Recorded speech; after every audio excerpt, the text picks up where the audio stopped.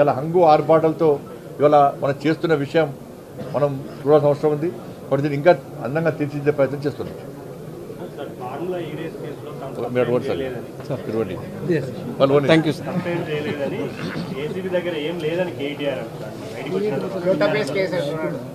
ఇప్పుడు రాష్ట్ర ముఖ్యమంత్రికి ఏదో అంతకుముందు కసి ఉండే రాష్ట్ర ముఖ్యమంత్రి గారికి ఉందనుకునే అయితే ఇద్దరు ఒక్కటైనా డౌట్ వస్తుంది. రాష్ట్ర ముఖ్యమంత్రి కేటీఆర్ ఒక్కటైనా డౌట్ వస్తుంది.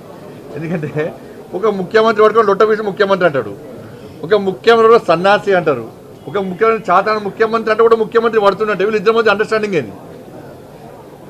రాష్ట్ర ముఖ్యమంత్రికిను కేసీఆర్ కుటుంబానికి మధ్య జరిగిన అంతర్గత ఒప్పందం ఏంది? ఏదో ఉన్నాం ఇద్దరి మధ్యలో. నన్ను చూడు, నా అందరూ చూడండి, ఇక చూడండి ఆశ్చర్యలేదు, పీకేలేదు. అలా అరెస్ట్ చేస్తారా ఆచారా డౌట్ ఎప్పటికీ. లొట్టపీసు కేసు అంటే ఇవాళ మీరు తప్పు చేయకుంటే ఇవాళ వాళ్ళు చూస్తే బీఆర్ఎస్ వాళ్ళు చూస్తే నమ్మొస్తుంది. వాళ్ళ చెల్లెమైనప్పుడు గిట్నే ఒక దేశభక్తురాలు దేశం కోసం స్వాతంత్రం కోసం ఫైట్ చేసి ప్రజల కోసం ఫైట్ చేసి పోతే పోయినట్టు వచ్చే స్వాగతం పలుకుడు. ఈయన అరెస్ట్ చేస్తున్నట మొత్తం తెలంగాణ ఎందుకు ఆందోళన చేయాలి? నేను బీఆర్ఎస్ పార్టీ శ్రేణులకు విజ్ఞప్తి చేస్తున్నా. మీ నాయకుడు ప్రజా సమస్యల మీద ఓళ్ళే పోతలేడు. ఆయనకు స్వాతంత్ర సమరయోడు కాదాయనే, ప్రజా సమస్యలు కొట్లాడిన నాయకుడు కాదు. ఆ విషయంలో జైలు పోతాడు, అవినీతి ఆరోపణ జైలు పోతున్నాడు.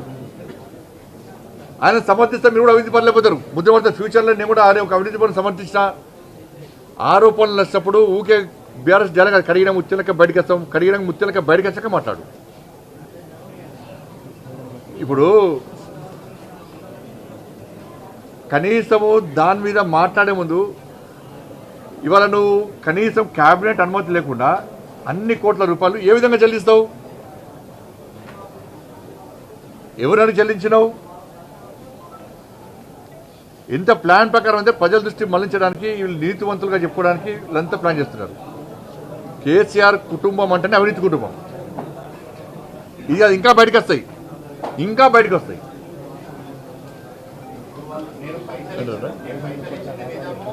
700 కోట్ల లాభాలు వచ్చినాయి. ఎట్లా వచ్చినాయి లాభాలు చెప్పాలి? పంచుబడి లాభాలు చూపట్టు. 700 కోట్ల రూపాయల లాభాలు చూపట్టు, మన లెక్క చూపట్టు. 700 కోట్ల రూపాయలు ఎక్కడ లాభాలు వచ్చినాయో నువ్వు చూపెట్టాలా? ప్రజలు వివరించు. ఏ అకౌంట్లో పైసలు అవి ఎవరికి ఇచ్చినావు? 700 కోట్ల రూపాయలు దొబ్బిపోదామని ప్లాన్ చేసిండు. 700 కోట్ల రూపాయలు దొబ్బిపోదామని ప్లాన్ చేసిండు. ఇలా మళ్ళీ ఏం చెప్తున్నాడు? 700 అది కుదరలే కాబట్టి ఇప్పుడు 700 కోట్ల లాభం వచ్చింది. మళ్ళా దానికి ఒక వక్ర భాష చెప్తున్నాడు ఇవాళ.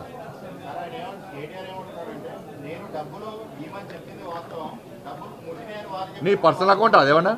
ఆయన పర్సనల్ అకౌంట్ నీ తాత జాగిరా, నీ అయ్యే జాగిరా ఇవ్వడానికి? అరే నువ్వు క్యాబినెట్ ఆమోదం లేకుండా ఎట్లా ఇస్తావు? నువ్వు ఏది పడుతుంది ఇస్తావా? అంత ఆతృత ఇవ్వాల్సిన అవసరం ఏమొచ్చింది?